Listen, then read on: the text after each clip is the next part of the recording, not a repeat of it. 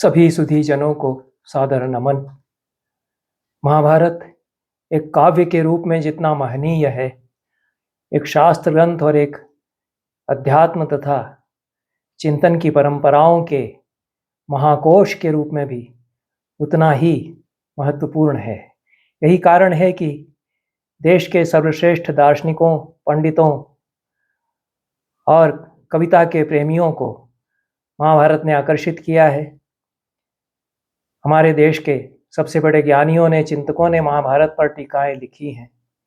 उनमें से एक बड़े टीकाकार द्वैत वेदांत के प्रतिष्ठापक आचार्य मध्व की महाभारत तात्पर्य निर्णय नामक टीका और मध्व का वैशिष्ट्य, उस टीका की दृष्टि से इस पर मैंने 2-1 दिन पहले ही अपने एक वक्तव्य में चर्चा की है। महाभारत के महनीय टीकाकारों की परंपरा में वादिराज आते हैं।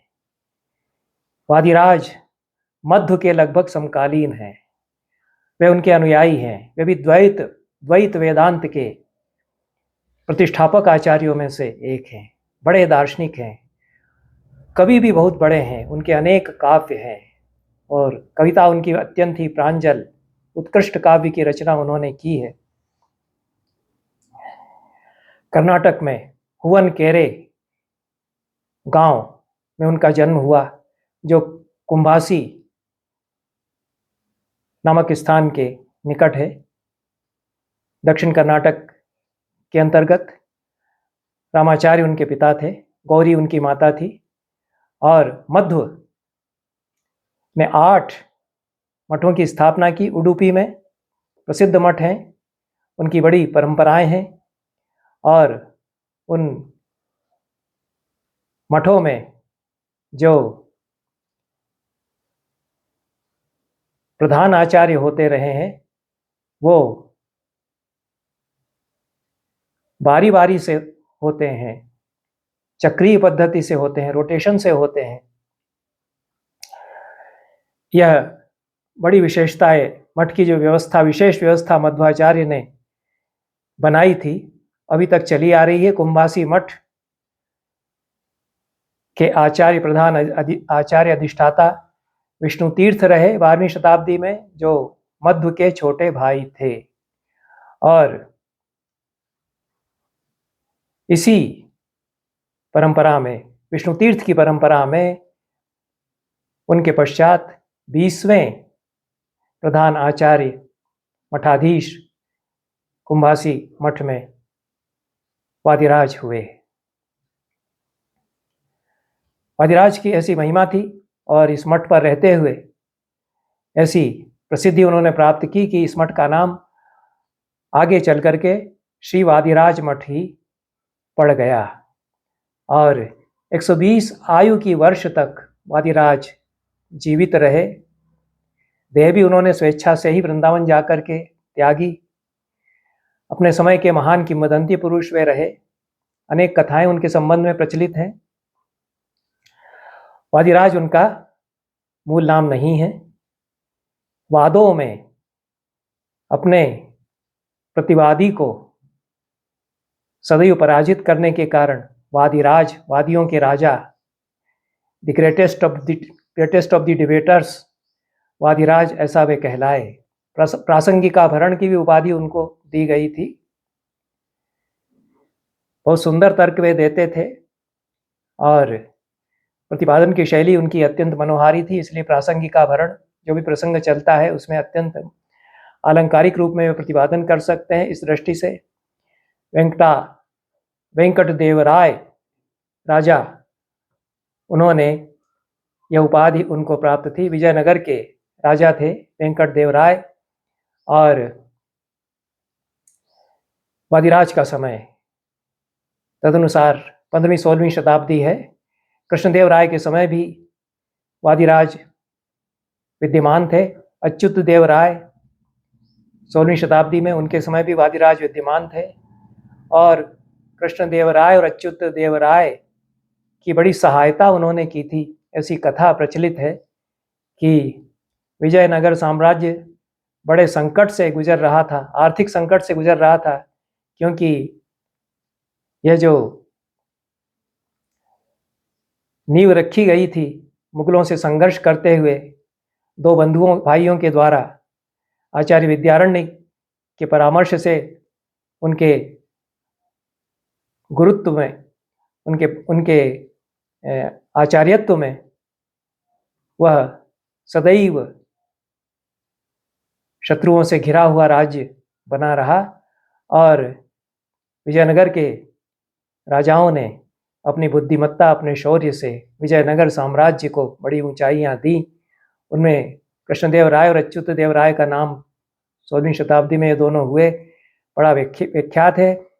वादिराज ने, कहा जाता है कि किसी गुफा में, जो कि बाली की गुफा मानी जाती थी, उसमें बहुत सारा धन गड़ा हुआ था, उसका पता उन्होंने बताया और वहाँ पर सचमुच में बड़ी धनराशि प्राप्त हुई।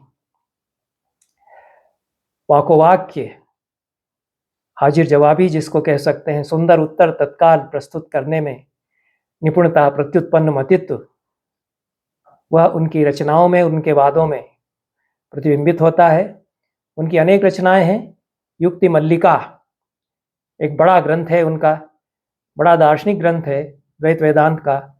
इसमें 5379 श्लोक हैं, इतना बड़ा यह ग्रंथ है।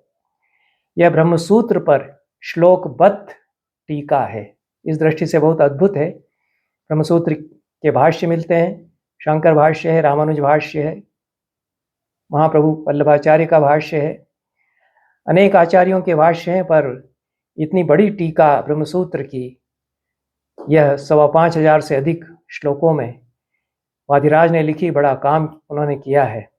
और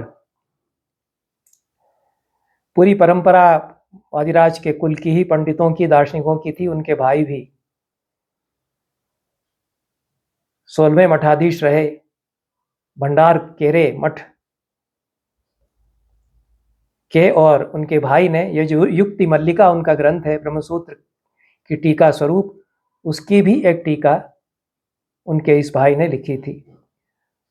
न्याय रत्नावली शांकर वेदांत के खंडन में, अद्वैत वेदांत के खंडन में लगभग 1000 श्लोकों का ग्रंथ है वादिराज का। 901 इसमें श्लोक हैं, 5 अध्यायों में यह विभाजित है।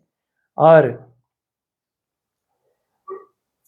अपने प्रतिपक्षी, प्रतिवादी शंकर को बहुत ही करारा उत्तर वादिराज ने इस ग्रंथ में दिया है। उपनिषदों के वाक्यों की व्याख्या नेह नानास्ति अहम ब्रह्मास्मि एकमेवाद्वितीयम तत्त्वमसि केवलो निर्गुणश्च इत्यादि जो उपनिषद के वचन हैं, उनकी व्याख्या द्वैत वेदांत की दृष्टि से देते हुए शंकर का प्रत्याख्यान या निराकरण वादिराज करते हैं। इसमें भी 507 श्लोक हैं, बड़े बड़े महाग्रंथ, श्लोकबद्ध दार्शनिक ग्रंथ वादिराज ने इतने लिखे हैं। और संस्कृत सूत्रार्थ, द्वैत दर्शन, द्वैत वेदांत का सार सूत्रबद्ध करके प्रस्तुत करने वाला उनका ग्रंथ है अधिकरण नामावली। उसमें भी ब्रह्मसूत्र के विभिन्न अधिकरणों के नामकरण पर विचार उन्होंने किया है। और पाषंडी मत खंडन और कल्पलता उनके खंडन परक ग्रंथ हैं, जिसमें कि इनके पहले एक वादिराज हुए 11वीं शताब्दी में, उनको भी वादिराज की उपाधि मिली थी। वादिराज तो उपाधि दी जाती थी, प्रतिवादी भयंकर भी उपाधि कुछ बड़े विद्वानों को जो शास्त्रार्थ में वाद में निपुण होते थे उनको दी जाती थी। तो वादिराज ये उपाधि एक जैन दार्शनिक को भी इनके पहले दी गई थी, जिनका समय 11वीं शताब्दी है। उनका ग्रंथ है प्रमाण निर्णय, और प्रमाण निर्णय के खंडन में उन्होंने पाषंडी मत खंडन और कल्पलता, ये 2 ग्रंथ इन वादिराज ने लिखे। और कल्पलता में स्याद्वाद और सप्तभंगी नय को जिस प्रकार से तोड़ तोड़ करके और विखंडित किया गया है, इसमें उनकी जो वाद की निपुणता है वह देखने में आती है। और उपन्यास रत्नमाला, यह पूरा ग्रंथ नहीं मिलता है, इसमें 10 खंडों में द्वैत वेदांत का विवेचन किया गया था। इसमें से 3 ही केवल मिले हैं। भूगोल निर्णय वादिराज का एक अलग प्रकार का ग्रंथ है, जिसमें कि श्रीमद् भागवत के आधार पर संपूर्ण भारत के भूगोल का विवेचन उन्होंने किया है। विवरणार्णव उनका जो ग्रंथ है, उसमें पंचपादिका प्रकाशात्मयति का जो ग्रंथ है उसका खंडन किया गया है। और शकुन शास्त्र पर वादिराज ने पुस्तक लिखी थी। अनुष्ठानों पर उन्होंने पुस्तकें लिखी थी। मुद्रा शास्त्र पर, जो तांत्रिक मुद्राएं हैं, उन पर उन्होंने पुस्तक लिखी थी। और दूसरा, एक टीकाकार के रूप में संपूर्ण महाभारत की टीका श्रीमन महाभारत लक्षालंकारः नाम से, लक्षालंकारः इस नाम से ही स्पष्ट है कि 1 लाख श्लोकों के पूरे महाभारत पर टीका उन्होंने की है। प्रत्येक श्लोक पढ़ करके उस पर टीका करते हुए वादिराज ने संपूर्ण महाभारत की टीका प्रस्तुत की है। नीलकंठ की भी यही पद्धति है कि वे 1 लाख श्लोकों के महाभारत पर, संपूर्ण महाभारत पर टीका करते हैं। दोनों ही सारे ही टीकाकार जिनकी चर्चा मैंने की है, वे हरिवंश पुराण को महाभारत का ही एक भाग मानते हैं। महाभारत का अखिल पर्व उसको वो मानते हैं। 19वां पर्व एक तरह से वह महाभारत के 18 पर्वों के बाद है। उस पर भी व्याख्या नीलकंठ करते हैं और वादिराज भी स्वीकार करते हैं कि हरिवंश पुराण महाभारत का ही एक खिल भाग है, परिशिष्ट भाग है। महाभारत पर महाभारत लक्षालंकारः नाम से टीका तथा पुरुष सूक्त पर टीका वादिराज ने लिखी है। और माध्व का जो भाष्य है ब्रह्मसूत्र पर, उस पर भी उन्होंने टिप्पणी लिखी है। और तवलकारोपनिषद, कठोपनिषद और तैत्तिरीय उपनिषद पर जो मध्व के भाष्य हैं, उन पर उन्होंने टिप्पणियाँ लिखी हैं। जयतीर्थ की न्याय सुधा प्रसिद्ध ग्रंथ है, न्याय सुधा जयतीर्थ का, उस पर उन्होंने टीका लिखी है। तत्व प्रकाशिका पर जो जयतीर्थ का दूसरा ग्रंथ है, उस पर भी उन्होंने टीका लिखी है। इतने महान ग्रंथ प्रणेता और अपने समय के ज्ञान के एक सूर्य वादिराज 16वीं शताब्दी के बड़े दार्शनिक, बड़े ग्रंथकार, चिंतक और बड़े कवि हुए। महाभारत लक्षालंकारः, जो कि महाभारत संशोधन प्रतिष्ठानम बेंगलोर से 3 बड़े बड़े खंडों में आचार्य प्रहलादाचार्य ने प्रकाशित किया है और बड़ी पांडित्यपूर्ण भूमिका भी उन्होंने इसकी लिखी है। वह महाभारत की टीकाओं की परंपरा में एक अत्यंत ही महनीय टीका ग्रंथ है। और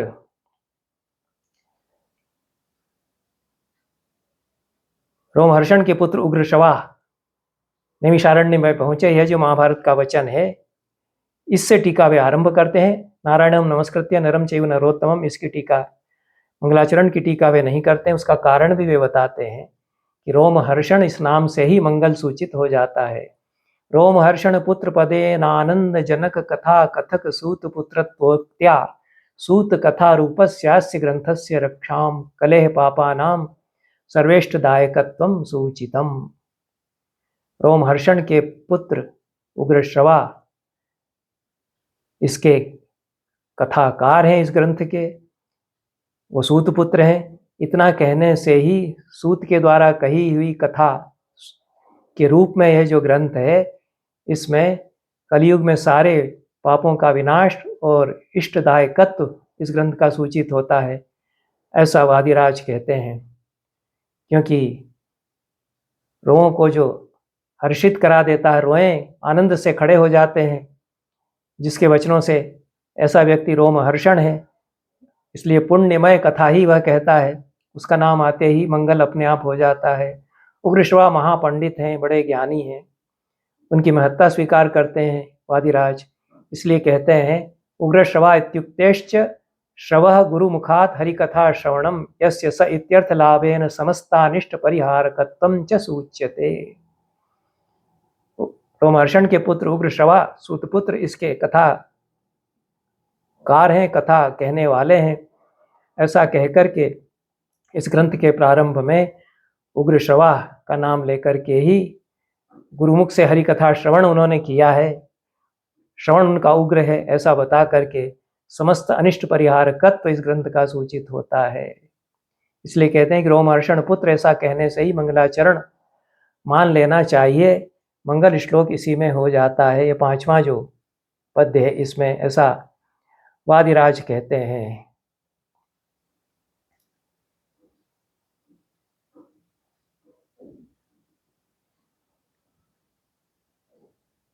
अपने व्याख्यान के अपनी महाभारत लक्षालंकार के उपोद्घात में भूमिका में वादिराज कहते हैं कि व्यासस्य कृपया लक्षालंकाराख्य कृतो मया।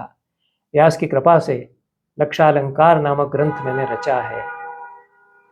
ग्रंथोयम यह प्रभु कीटम अकरोत पृथ्वी पतिम। यही वह ग्रंथ है जिसने कि कीट तुल्य पृथ्वी पति को प्रभु बना दिया। बड़ी बात कहते हैं। कदाचित जो किंवदंती या कथा उनके संबंध में प्रचलित है कि कैसी दीनहीन अवस्था में नृपति राजा थे और इस ग्रंथ की रचना के साथ में जो कुछ प्रकाश प्राप्त हुआ वादिराज को, उन्होंने गुफा का पता बताया, उससे प्रभु वे हो गए, ऐश्वर्यशाली वे हो गए। ऐसा पृथ्वीपति राजा से ही आशय यहाँ पर है।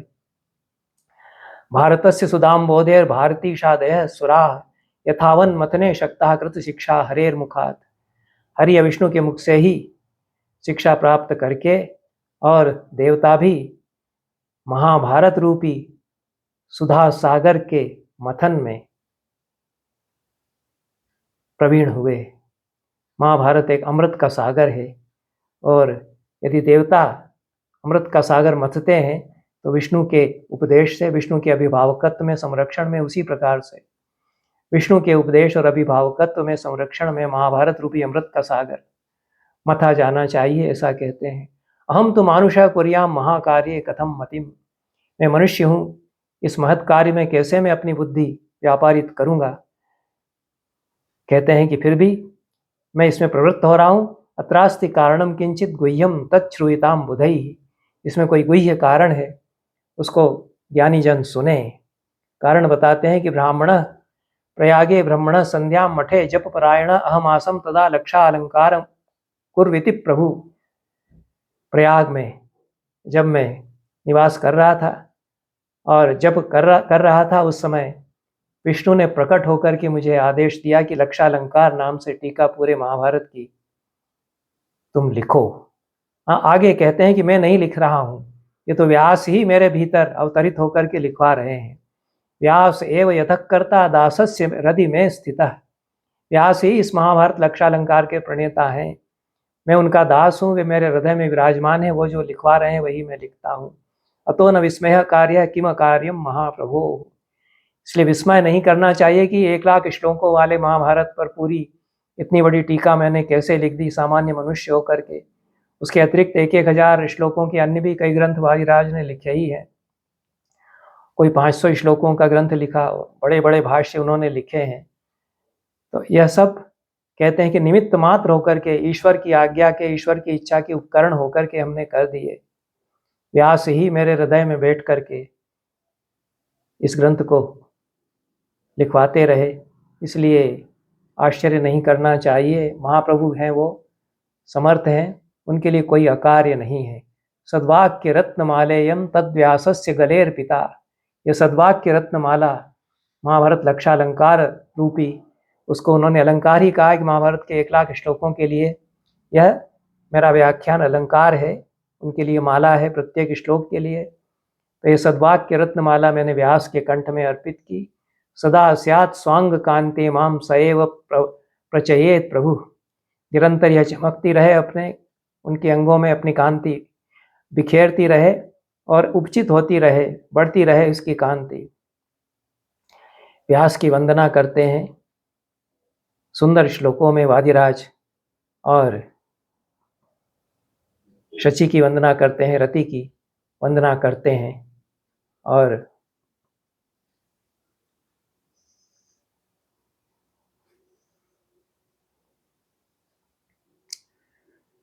यह वादिराज के संबंध में उनके ही एक शिष्य वेदनिधि तीर्थ के शिष्य श्री रामचंद्र ने वादिराज गुरुवर चरितामृत नाम से काव्य लिखा है, वादिराज के जीवन चरित के रूप में। उसमें पूरी कथा उन्होंने, जिसका संकेत वादिराज ने किया है, कि प्रयाग में संध्या मठ में निवास करते हुए साक्षात व्यास अवतरित हुए उनके समक्ष और वादिराज को उन्होंने पूरे महाभारत की टीका लिखने का आदेश दिया।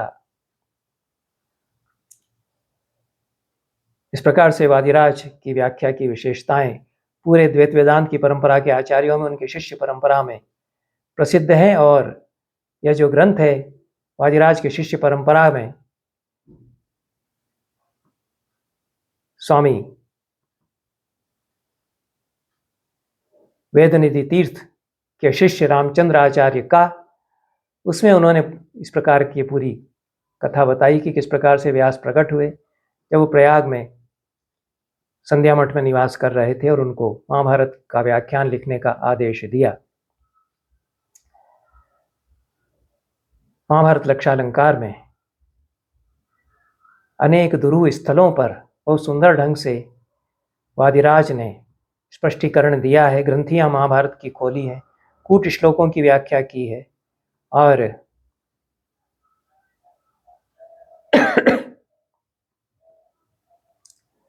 वे मानते हैं कि महाभारत हरि कथा है, इसको सुनने से पापक क्षय होता है।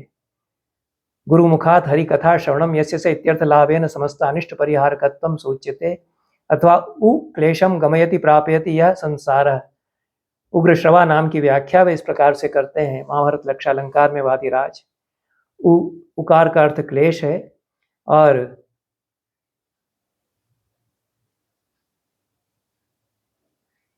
उच्चम गम ज्ञानम रम रमणम च यस्मादिति, ऐसी फिर उत्पत्ति उसकी करते हैं। उकार का अर्थ क्लेश है और उसका जो क्षय करता है, क्लेश का जो क्षय करता है वह उग्र है। ऐसा रींकार, रीं क्षय इति धातु से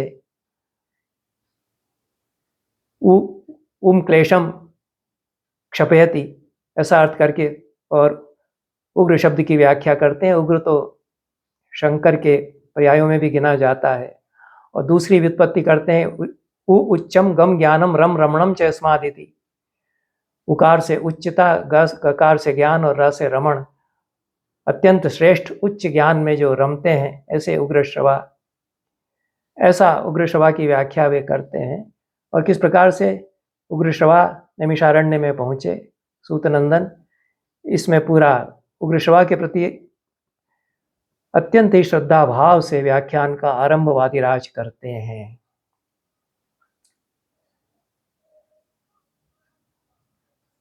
जिस प्रकार से ब्रह्म सूत्र में अथातो ब्रह्म जिज्ञासा इस सूत्र के द्वारा अवतार किया गया है वेदांत के निर्वचन का, उसी प्रकार से महाभारत में भी ज्ञान का अवतरण इसी प्रकार से किया गया है और यह वेदांत प्रतिपादक ग्रंथ है। यह वादिराज स्थापित करते हैं क्योंकि ब्रह्मर्षियों के सामने उग्र श्रवा पहुंचते हैं और संवाद उनमें होता है, तब जो प्रतिपादन उग्र श्रवा करते हैं और उसकी जो व्याख्या वादिराज करते हैं, वह पूरा जो दर्शन है द्वैत वेदांत का, उसका सुंदर विवेचन इसके द्वारा वे करते हैं। आद्यम पुरुषमीशानम पुरुहूतम पुरुषतुतम ऋतमेकाक्षरम ब्रह्म व्यक्ताव्यक्तम सनातनम, ये उग्र श्रवा के कथन है महाभारत में। और जो पाठ रखा है वादिराज ने महाभारत लक्षालंकार में, उसको महाभारत के संस्करणों से मिलाना चाहिए, क्योंकि वादिराज कहते हैं कि मैंने अनेक पांडु ग्रंथों का अवलोकन किया है। जिस प्रकार से मध्वाचार्य ने कहा कि महाभारत की जो पोथियां हैं, हस्तलिखित ग्रंथ हैं, उनमें बड़ा ही अपमिश्रण हुआ है और अशुद्ध पाठ लेखकों के प्रमाद से आ गए हैं। मैंने अनेक पोथियों से मिलान करके शुद्ध पाठ का निर्धारण किया है। उसी प्रकार से वादिराज भी कहते हैं कि मैंने केरल से जो शुद्ध पाठ वाली पांडुलिपियां हैं, हस्तलिखित ग्रंथ हैं, उनको प्राप्त किया है और उनसे शुद्ध पाठ का निर्धारण मिला करके किया है। तो एक इस प्रकार से टीकाकार जिस ग्रंथ की टीका कर रहे हैं, उसकी अनेक पोथियां, हस्तलिखित पोथियां प्राप्त करके उनको मिलाते हैं। यह जो प्रविधि है शुद्ध पाठ निर्धारण की, उसको टीकाकार अपनाते रहे हैं और यह शुद्ध पाठ के साथ फिर टीका वादिराज करते हैं। और इस श्लोक की टीका में वे कहते हैं, व्यक्ता व्यक्तम कस्यचिद अव्यक्तम कस्यचिद व्यक्तम कस्यचिद अव्यक्तम। व्यक्त और अव्यक्त दोनों ही रूपों में है, किसी के लिए वह व्यक्त है, किसी के लिए अव्यक्त है। ऐसा जो आद्य पुरुष है, पुरुहूत है, पुरुष्टुत है, और असच्चैव सच्चैव, असत्य सच्चैव, ऐसा।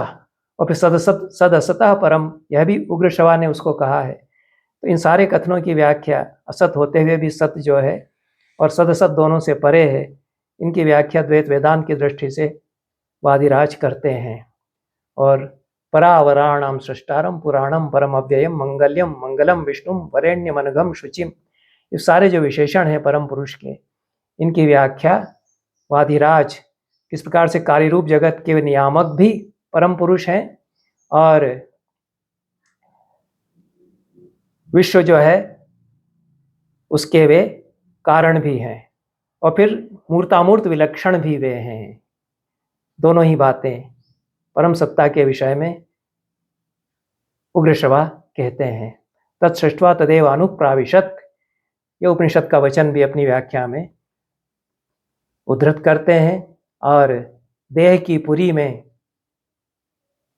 परम सत्ता प्रविष्ट हो जाती है, देह के भीतर अंतर्यामी विराजमान है, यह उसके द्वारा वे प्रतिपादित करते हैं।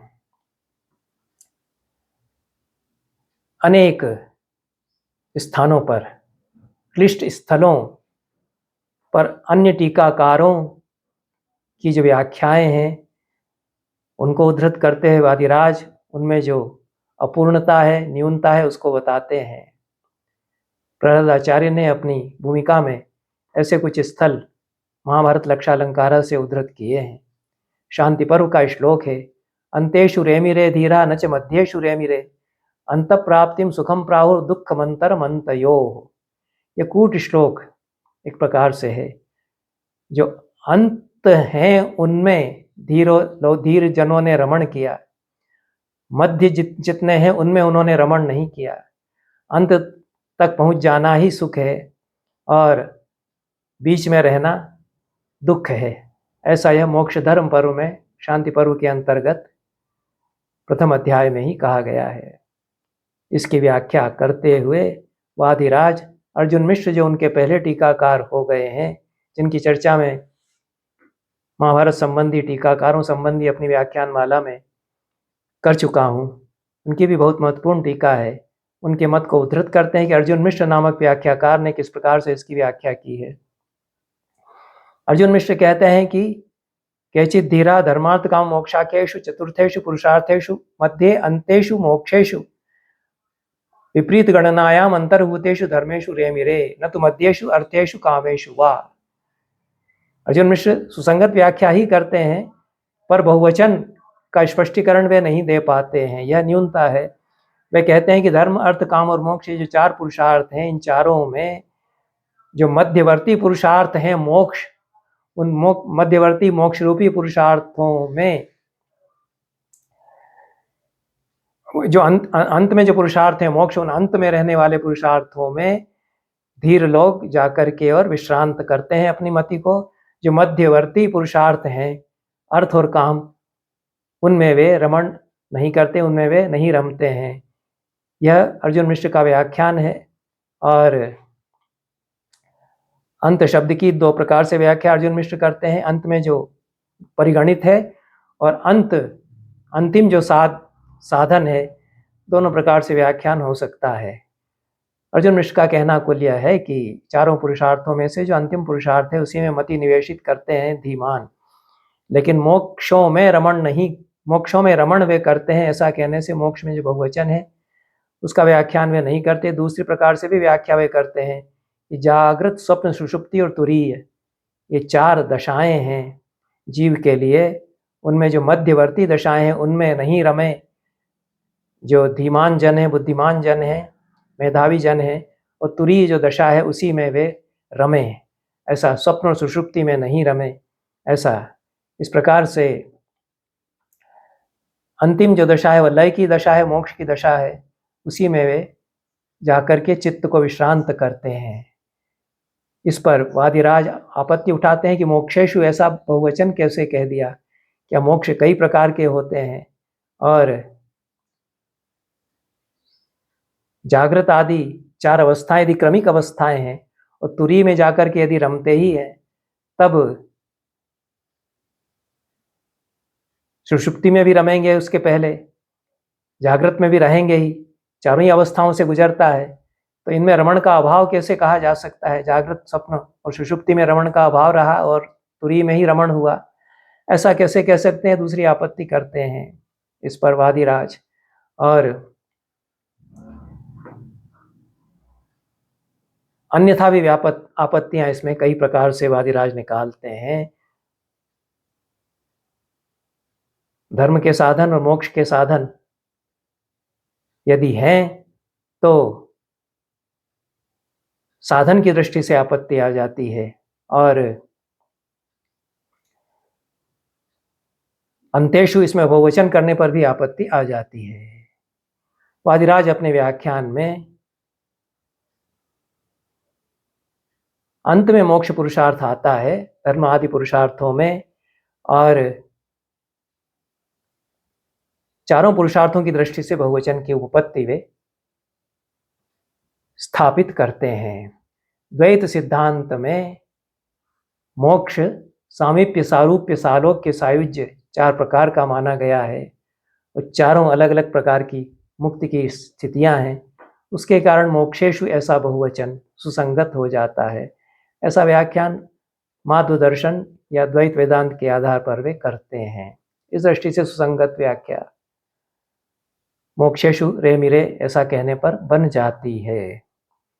अन्य श्लोक भी इसी प्रकार से वादिराज ने लिया है। यह भी मोक्ष धर्म पर्व का है। विषयान अश्नुते यस्तु न स भोक्षत्य संशयम यस्तु भोगान त्यजेदात्मा स वै भोक्तुम व्यवस्यति।